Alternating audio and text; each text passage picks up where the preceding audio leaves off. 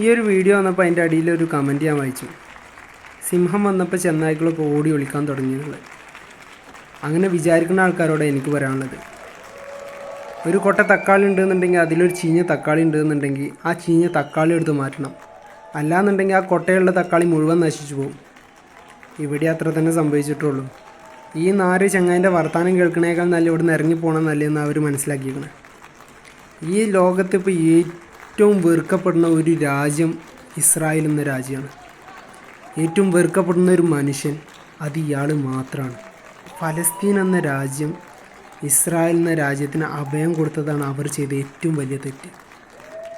അത് കാരണം ഇപ്പോൾ അവർക്കൊരു തുണ്ട് ഭൂമി പോലും ഇല്ലാത്ത അവസ്ഥയിലാക്കി. അവിടുത്തെ പിഞ്ചു മക്കളെല്ലാവരും കൊന്നൊടുക്കി. അങ്ങനെയുള്ള ഇയാളൊക്കെ എന്താ ചെയ്യേണ്ടത്? പൂവിട്ട് പൂജിക്കണം. ഇയാളൊക്കെ കണ്ടെടുത്ത് വെച്ചിട്ട് അടിച്ചു കൊല്ലണം.